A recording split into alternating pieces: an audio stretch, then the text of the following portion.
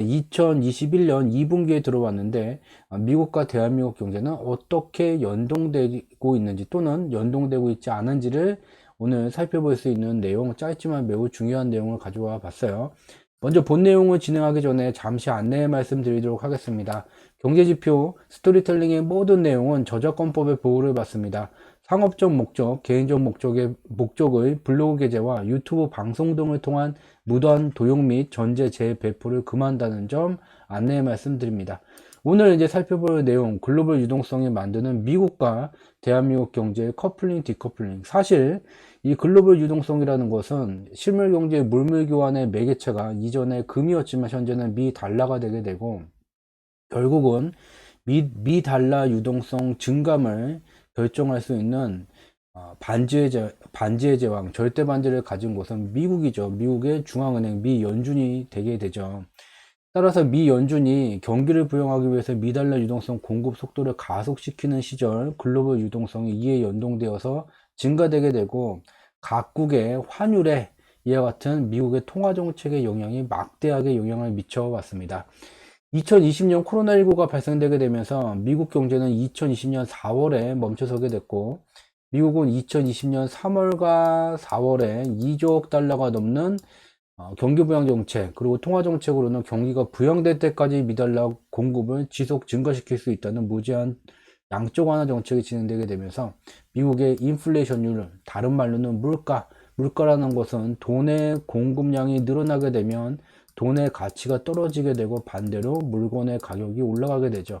미달러 유동성 공급이 증가되는 시절 이와 같이 미국의 인플레이션율은 4월과 5월을 하한 수준으로 점진적인 증가세를 만들어 왔어요. 특히 2020년 3월과 4월에 2조 달러가 넘는 경기 부양 정책이 미국에서 진행이 되게 됐고, 2분기부터 매우 가파르게 인플레이션율을 비롯한 미국 경제의 단상을 나타내는 대부분의 경제지표, 또 미 달러를 환율제도의 근간으로 삼고 있는 대부분의 국가들에서 이와 같은 동일한 개선세가 진행이 되게 됐죠. 그렇지만 미국의 추가 코로나19 경기부양 재정정책이 2020년 12월 4주 차이에 진행되게 되면서 이 텀이 있는 기간은 이와 같이 어느 나라가 됐던 어떠한 경제지표가 됐던 개선세가 둔화되는 현상이 나타나게 되고, 12월을 넘으면서 다시 상승세가 강화되는 모습을 글로벌 경제의 공통 현상으로 확인해 볼 수 있고, 동일하게 대한민국의 인플레이션율에서도 이와 같이 미국의 이 모습을 그대로 확인해 볼 수가 있죠. 대한민국의 4월 인플레이션율 물가가 2.3%를 기록을 하게 됐죠. 미국은 이미 3월에 2.6%를 넘어서게 됐어요. 이 이유는 미 달러를 환율제도의 근간으로 사용하고 있고, 대부분의 국가의 중앙은행, 대한민국에는 한국은행을 만든 이유는 설립한 제1목적을 왜 설립하게 됐습니까? 실물경제 물물 교환을 위해서는 각국의 다른 화폐의 가치, 환율이 일정하게 유지되어야 되는데, 이 환율을 일정하게 유지시키기 위해서 각 국가는 중앙은행을 만들었죠. 대한민국에서 한국은행. 따라서 한국은행의 설립 목적 제1호는 안정적인 미달러 대비 원화 환율을 유지하는 데 있죠. 미달러 유동성 공급이 확대되게 되면 대부분의 국가들은 비례적으로 자국 화폐 유동성을 늘리게 되죠. 그래서 이와 같은 목적에 따라서 3월에 미국은 2%를 넘어서게 됐고, 대한민국은 4월에 시차가 조금 있지만 이와 같이 미달러 유동성이 증가되게 되면 결국은 대한민국뿐만 아니라 대부분의 국가들에서 미달러를 환율제도의 근간으로 사용하고 있는 대부분의 국가들에서 유동성이 증가되게 되면서 인플레이션율이 연동되어서 같이 상승하게 되는 비슷한 패턴을 다 똑같이 확인해 볼 수 있게 되죠.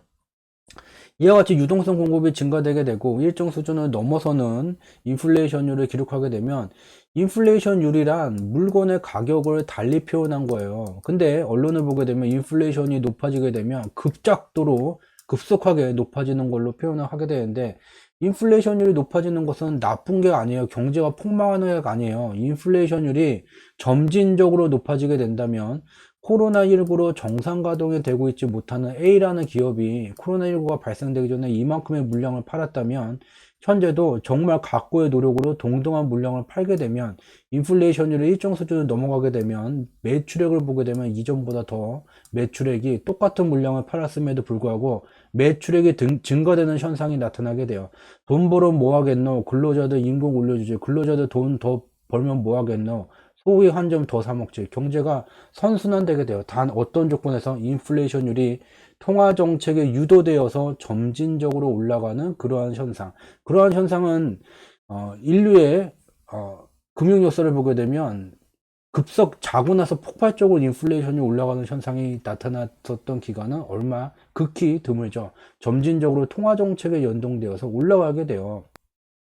이와 같이 인플레이션율이 올라가고 물건의 가격이 올라가게 되면 결국은 실물 경제가 활성화가 되고 미국의 수출을 보게 되면 4월과 5월을 하한 수준으로 이와 같은 인플레이션율과 비슷하게 2분기에 상승세 강화, 3분기에 둔화됐다가 12월 넘으면서 다시 상승세가 강화되는 똑같은 모습을 대한민국 수출에서도 똑같이 확인해 볼 수가 있죠. 다만 이렇게 출렁출렁이면 약간의 온도차는 발생이 되게 되지만 동일한 기간의 흐름을 보게 되면 트렌드가 이와 같이 유사하게 진행되는 모습이 글로벌 경제가 커플링 되고 있는 기간에 어렵지 않게 찾아볼 수 있는 현상이죠.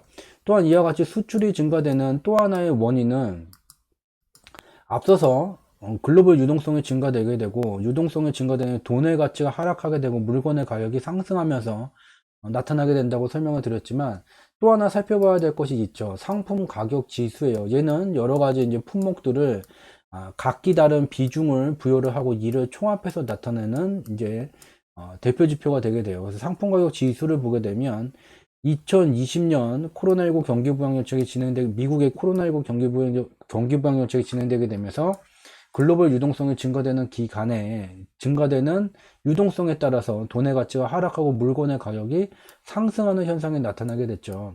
근데 2021년 2분기에 지금 여기에 빨간색 선 여기에 와 있어요. 이게 매우 중요한 의미를 나타나게 돼요. 여기 상품 가격 지수의 녹색 선으로 저희 경제지표 스토리텔링에 특화된 지적재산권인 시각적 방향성 분석 도구 수명주기를 나타나게 됐어요. 수명주기는 제일 밑에서부터 태동기, 성장기, 성숙기, 쇠퇴기로 구성이 되게 되고 이 수명주기라는 것은 우리가 이미 많이 접해본 내용이죠.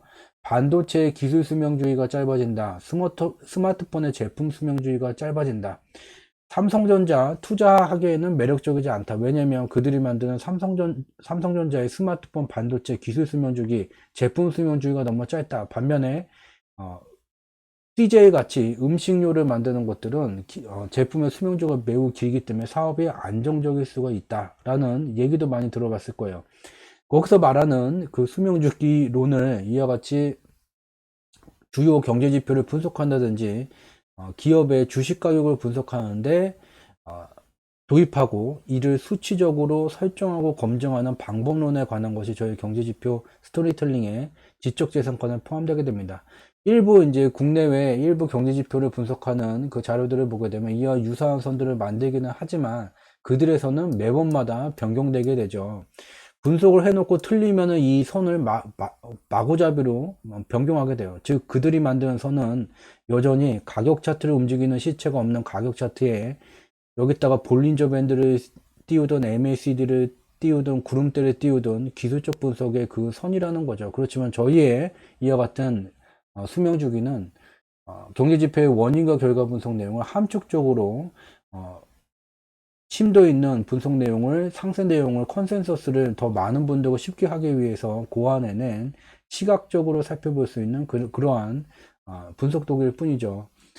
그래서 여기서 보게 되면 상품 가격 지수라는 것은 2008년 글로벌 금융위기 시기에 이와 같이 제상단 쇠퇴기의 마력까지 상승하게 되면서 상승생애가 종료되게 됐어요. 상승생애가 종료되게 되면 새로운 생애를 만들기 위해서 출발했었던 태동기를 귀향하는 불교의 윤회 과정이 진행되게 돼요. 수명주기론이라는 것은 사회과학에 속하게 되고 불교도 하나의 사회과학 이론 중에 하나가 되게 됩니다. 이같이 윤회 과정이 진행이 되고 윤회 과정이 종료된 이후에 다시 글로벌 유동성 증가에 따라서 돈의 가치가 하락하고 물건의 가격이 상승하는 현상에 의해서 다시 태동기를 넘어서게 되면서 1차 상승생애가 진행되게 되죠. 1차 상승생애는 이 중간에 붉은 선으로 나타낸 평균 하락 속도를 의미하는 경유지에서 최대 쇠퇴기 초기까지 상승하는 범위가 설정이 되게 돼요. 근데 초기에 상품 가격 지수가 태동기를 넘어서게 되는 것은 돈의 가치 하락에 따라서 물건 가격이 상승하는 현상이 기인하게 되지만 얘가 평균 속도를 회복했다는 것은 단순히 돈의 가치가 하락했기 때문이 아닌 실물 경제의 개선세가 진행되게 되면서 실물 경제가 선순환되기 시작되면서 물건의 가격이 이와 같은 경기 선순환에 비례적으로 상승하게 돼야지 이 평균 속도를 회복할 수가 있게 됩니다. 따라서 2021년 2분기 상품 가격 지수가 경유지까지 평균 속도를 회복했다는 것은 돈의 가치 하락뿐만이 아니라 실물 경기의 개선세가 많이 더 강화되고 있다는 것을 의미하게 되죠. 이와 같이 2021년 2분기 글로벌 경제를 보게 되면 미국 경제에서 살펴볼 수 있는 주요 경제 지표의 개선세가 다른 국가들에도 같이 연동돼서 진행되고 있는 것을 확인해 볼 수가 있게 되고, 이와 같이 글로벌 유동성이 증가되는 시절 우리가 꼭 참고해야 되는 지표 중에 하나가 미달러 가치가 되게 돼요. 미달러 가치는 환율을 의미하는 것이 아닌 여러 개의 주요 국가의 화폐 가치와 얘를 비교한 절대치로만 얘를 나타내게 돼요. 즉 얘가 이와 같이 올라가게 되는 현상은 미달러 가치 강세, 밑으로 내려가는 현상은 미달러 가치 약세를 의미하게 되죠. 또한 미달러 가치라는 것은 금융상품으로서 미달러 선물로 거래가 되고 있죠. 따라서 금융상품으로 거래가 되는 속성을 갖기 때문에 방향성에 반드시 수렴하지 않는 변동성의 특징을 갖게 돼요. 변동성이 무엇이냐면 미국의 파생시장 만기 때마다 상승하는 현상이 나타나게 돼요. 2021년 3월은 미국의 선물 옵션 만기였고, 이에 따라서 미달러 선물 가격이 상방 변동성이 강화되는 현상이 나타나게 됐죠. 그렇지만 앞서서 살펴본 것과 같이 글로벌 유동성, 미달러 유동성 공급 속도는 계속 가속되기 때문에 밑으로 내려와야지 되죠. 현재는 3월 미국의 선물 옵션 만기 이후에 이상 상승 변동을 반납하면서 원래 수준으로 내려오는 현상이 진행되고 있죠. 이 밑에 미달러 가치의 수명주기로 나타나게 됐고, 1차 상승을 마무리한 다음에 휴지기를 갖고 2차 상승까지 상승세가 완료됐어요. 이제 남은 것은 제일 밑에 있는 태동기로 귀향하는 과정이 진행되게 되는데, 1차적으로 여기 평균 속도를 의미하는 경유지 부분까지 갔다가 반등을 만들고 밑으로 내려오는 이러한 흐름이 되게 돼요. 반등은 여러 번 만들 수도 있죠. 지금은 이 상승세가 종료가 되고 방향성은 하락세예요. 하락의 방향성을 갖는 속에서 이와 같이 미국의 파생시장 만기 때마다 상방 변동성이 나타나는 현상이 진행되고 있죠. 여기서도 확인할 수 있는 것은 미달러 유동성이 증가되는 방향성으로 진행되고 있다는 것을 이 미달러 가치 수명주기를 통해서도 확인해 볼 수가 있어요. 이제 오늘 주제의 핵심 내용인 어떠한 기간에 미국의 경제와 대한민국 경제가 연동되고 또 어떠한 기간에는 미국 경제와 대한민국 경제가 연동성이 약해지는지 그것을 단적으로 보여줄 수 있는 좀 지표를 봐야지 되겠죠. 여러 가지 분석 내용 중에 가장 시각적으로 눈으로 한번 보면은 파뜩 확인할 수 있는 그 자료만 갖고 왔어요. 여기에 검은 선으로 나타난 게 미국의 인플레이션율, 여기에 파란 선으로 나타나는 게 대한민국의 인플레이션율이에요. 그리고 미국의 인플레이션율의 고점대를 검은 화살표로 연결을 했고, 파란 선은 대한민국 인플레이션율을 파란 화살표로 연결을 하게 됐죠. 이렇게 나타나도 이 기간적인 의미와 기간적인 그 특정 기간에 진행됐었던 정책에 연동된 경제지표의 원인과 결과 분석을 하지 않았다면 이 그림자를 통해서 얻을 수 있는 것은 아무것도 없죠. 그렇지만 저희는 이미 공개방송을 통해서도 여기에 분석에 필요한 많은 내용들을 공유를 했어요. 무슨 내용이냐면 현재까지도 어떠한 국내 국외 경제, 경영, 금융, 언론 분석기관에 대해서도 거론조차 하고 있지 않은 미국의 중앙은행의 대규모 보유자산 매각이 진행되게 됐죠. 대규모 보유자산이란 무엇인가? 왜 미연준이 대규모 보유자산을 갖게 됐나? 2008년 글로벌 금융위기 시기 때 미국 경제에서부터 문제가 발생되게 됐죠. 그렇지만 미국은 경기를 부양해야지 됐기 때문에 국채를 발행해 보았지만 국채에 대한 수요가 증가되지 않죠. 경기를 부양하기 위해서는 일정 가격의 국채 가격이 형성돼야지 대규모 국채를 발행하지 않게 되는데 수요가 저하되게 되니 제대로 경기를 부양하기 위한 국채 발행이 제대로 안 됐죠. 그래서 여기서 이제 여러 가지 형태의 채권을 발행하게 돼요. 이거를 사게 되면 만기 때 대사주겠다는 형식의 채권도 팔아보게 되었지만 결국은 시간이 지남에 따라 수요가 사라지게 되고 결국은 미 연준이 직접 미 행정부가 발행한 국채를 매입하게 돼요. 그러면 미 행정부에서 발행한 이 국채는 미 연준이 사들이게 되면서 미 행정부는 필요한 경기 부양을 위한 재원을 확보하게 되고 지금까지도 대부분의 언론 보도를 보게 되면 2008년도에 미국의 행정부가 미 달러를 땅바닥에 버릴 정도, 길을 걸으면 발에 채일 정도로 시중에 뿌렸다라고 말하지만 다 중앙은행의 금고로 그대로 들어가게 됐고, 이에 따라서 미연준의 보유자산 규모는 점점 증가돼서 2016년도에는 미국 건국 이래 최대치를 계속 갱신해 가게 됐죠. 그래서 더 이상 이제 이와 같은 보유자산을 대규모로 보유할 수 없게 됨에 따라서 만기가 도래하게 되면서 대규모로 매각하게 돼요. 그래서 여기 검은 선으로 나타낸 미국의 인플레이션율을 보게 되면 2016년도서부터 2019년 8월까지 미연준의 대규모 보유자산 매각이 진행되게 됐고, 미연준은 친절하게도 2019년 4월에 우리 대규모 보유자산 매각 8월에 종료할 것이라는 것을 국내 언론에 인터뷰를 했죠. 그래서 이와 같은 내용을 4월에 저희 경제지표 스토리텔링을 접하자마자 방금 전에 분석했던 것과 동일한 내용, 이보다 더 깊은 상세한 분석 내용들을 주기적으로 4월에서부터 9월까지 그 이후에도 진척도 분석의 결과에 검증을 하면서 공개 방송을 통해서 공유해 왔었죠. 대규모 보유산 매각이 종료되게 되면 지금까지 2016년도서부터 2019년 8월까지 미달러 가치가 초강세 현상을 나타냈던 것이 사라지게 되고, 미국 경제는 인플레이션율이 증가되게 되는 현상이 나타나게 되고, 미국의 금융시장은 상승세가 강화되는 현상이 진행되게 된다는 것을 공유해 왔었고, 미 연준이 시중에 매각하는 보유자산의 규모가 대규모로 진행됨에 따라서 이 매각하는 보유자산의 가격만큼 미달러 유동성이 시중에서 상실되는 현상이 나타나게 되면서 미달러 가치가 강세를 나타남에 따라서 미국의 인플레이션율은 이와 같이 상승세가 둔화돼서 침체되는 현상까지 나타나게 됐죠. 우리가 여기서도 이제 확인할 수 있는 것은 파란 화살표로 나타낸 대한민국의 인플레이션율도 이와 같은 미국의 인플레이션율과 연동된 흐름을 확인해 볼 수 있죠. 다만 차이점의 존재를 하게 되죠.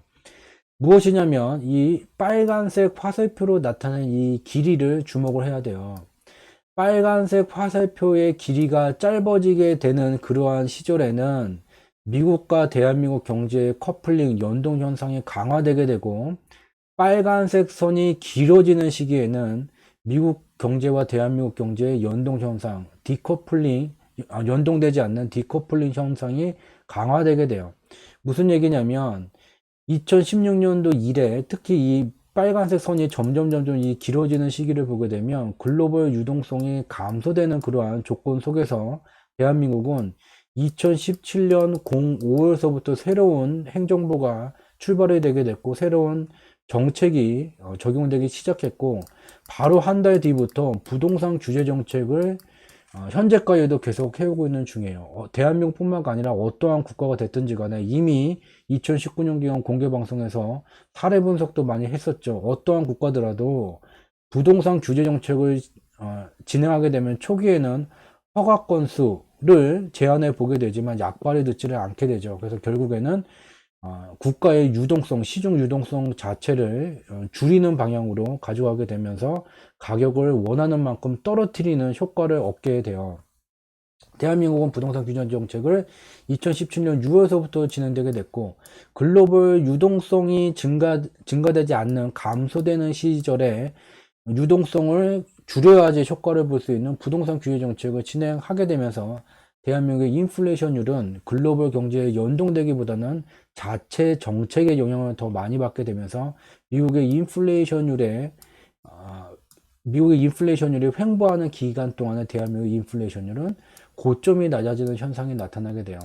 이 인플레이션율의 고점이 낮아지는 현상은 여기서만 나타나는 게 아니라 주요한 대한민국의 경제의 단상을 나타나게 되는 수출 또는 해외 직접 투자와 같은 주요한 경제 지표도 연동되어서 이와 같은 고점이 낮아지는 하락 추세가 진행이 되게 되고, 저희 경제 지표 스토리텔링은 2018년 12월 공개 방송 때 당시 다가오던 2019년 기간 이와 같은 부동산 규제 정책이 지속되게 된다면 현재 진행되고 있는 대한민국 경제의 단상을 나타내는 경제 지표 실적의 둔화세가 마이너스 침체세로 확대되는 현상이 더 강화될 것이다 라는 것을 공유했고, 진척도를 계속 살펴왔고, 2019년 12월 공개방송 때는 이러한 부동산 규제 정책에 기인한 원화 통화 유통 속도가 침체되는 이 현상에 의해서 대부분의 경제 지표가 침체세를 나타내는 중이고, 다가오는 2020년 기간에는 이와 같은 경제 지표의 침체세를 넘어서 원화 유동성이 줄어들었음에도 불구하고 미달러 대비 원화 가치가 약세를 나타나게 되는 원화 가치 상실 현상, 원화로 월급을 받게 되는 것조차도 리스크에 노출되게 되는 그러한 시절로 리스크가 더 강화되고 있다, 강화되는 시절이 펼쳐지게 된다는 것을 공개방송에서 공개해 왔었죠. 다시 본 내용으로 돌아가게 되면, 글로벌 유동성이 감소되는 시절 부동산 규제 정책을 핵심 정책으로 지속적으로 꾸준히 추진한 대한민국 경제는 부동산 규제를 하냐마냐가 중요한 게 아닌, 핵심은 대한민국 경제가 활성화되기 위해서 필요한 원화의 통화 유통 속도가 수치로 정확히 몇이냐를 한국은행이 됐던 아니면 대한민국 어떠한 이제 국가기관이 됐던 그거를 알아내야지 되겠죠. 그거를 여태까지도 언급조차 하는 기관이 없었죠. 대한민국 원화 통화 유통 속도, 저희가 공개방송에서 굉장히 많이 공유를 해 왔었죠. 원화의 통화 유통 속도가 핵심이지 부동산 규제 정책을 하냐 마냐, 강화하냐 아니면 규제를 푸냐, 이게 중요한 것이 아니에요. 핵심은 원화의 통화 유통 속도를 다시 대한민국 경제가 가속될 수 있는 임계 수치까지 올려야지 되고, 통화 유통 속도를 증가시키는 유일한 방법은 미국에서 2020년 코로나19 사태 이후에 현재까지 우리가 눈으로 확인한 바와 같이 통화 유통 속도를 가속시키는 유일한 방법은 통화 유통 속도가 가속될 때까지 시중 유동성 공급을 지속적으로 확대를 하는 수뿐이 없죠. 그것이 지금 진행되지는 못하죠. 왜? 부동산 규제 정책의 효과를 나타나기 위해선 2018년도부터 2019년도 이런 기간처럼 글로벌 유동성 자체가 줄어들어야 되고, 그래서 대한민국 유동성 공급 규모도 제한을 해야지 되기 때문이죠. 다시 지우고 보게 되면, 이와 같이 글로벌 유동성이 줄어들게 되는 시절 대한민국 부동산 규제 정책은 효과를 발휘했었죠. 일정 부분 효과를 발휘하게 되면서 이와 같은 빨간색 선의 길이가 증가되게 되면서 대한민국 경제와 미국 경제의 디커플링, 연동성이 더 약해지는 현상이 나타나게 됐죠. 그렇지만 여기서 주목할 것이 이것이죠. 2020년 코로나19가 발생되게 되면서 다시 미국은 매우 적극적이고 선제적이고 2008년 글로벌 금융위기 수준을 넘어서는 미달러 유동성 공급 속도를 가속시키기 시작했고, 글로벌 유동성이 증가되는 시절 대한민국은 월세 30만원까지 국가에 신고를 하지 않으면 안 되는 그런 수준까지 부동산 규제 정책을 강화를 하게 됐지만, 앞서서 살펴봤었던 것과 같이 미국 경제의 주요한 경제지표의 트렌드와 대한민국의 주요한 경제지표의 트렌드가 일치가 되게 되면서 이와 같이 빨간색 선이 다시 길이가 줄어들게 되면서 커플링, 연동성이 더 강화되고 있는 그러한 시절임을 눈으로 직접 확인해 볼 수 있죠.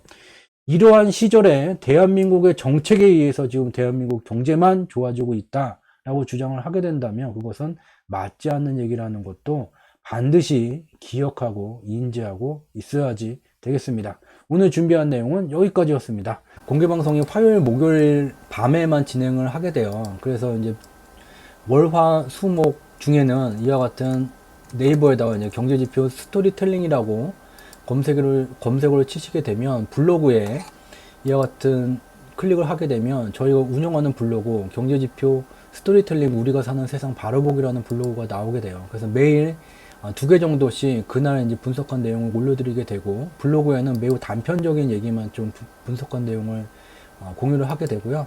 여기에 이제 연관 검색어에 보게 되면 주 상지라고 여기 조회가 돼요. 조회수가 좀 이제 많아져갖고 연관 검색이 되고요. 여기에 이제 주 상지를 클릭을 하게 되면 여기 세 번째 거 얘를 이제 클릭을 하게 되면 저희가 운영하는 카페 주상지, 주가를 상승시키는 경제지표 카페가 연결이 되게 되고, 여기에 올리는 시황은 블로그에 공유된 것보다 좀 더 심층 분석, 인덱스 리뷰가 된 내용이 올라오게 돼요. 그래서 이와 같은 블로그 내용을 통해서 블로그와 카페를 통해서 매일마다 그 분석된 내용을 참고로 하실 수 있는 자료를 제공드리고 있다는 점 참고로 말씀드리도록 하겠습니다. 매번마다 평일 늦은 시간 퇴근하시고 이제 주무시기 전에 그 짧은 소중한 여가 시간을 저희 경제지표 스토리텔링에서 진행하는 공개방송 바무리즘 그대에 투자를 해주셨기 때문에 늘 지독, 중독, 고독의 3독의 정진을 통해서 조금이라도 도움될 수 있는 양질의 콘텐츠를 제공드리고자 늘 3독의 정진을 지속하고 있다는 점 말씀을 드리며 저희가 진행하는 3독의 정진의 마지막 단계 지독, 중독, 고독의 마지막 단계는 여러분들의 구독이 된다는 점도 참고로 말씀을 드리도록 하겠습니다. 저는 이번 주 목요일 밤 10시에 또 새로운 도움이 될 수 있는 양질의 콘텐츠를 갖고 다시 찾아뵙도록 하겠습니다. 늦은 시간까지 함께 참여해 주셔서 진심으로 감사드리도록 하겠습니다. 고맙습니다.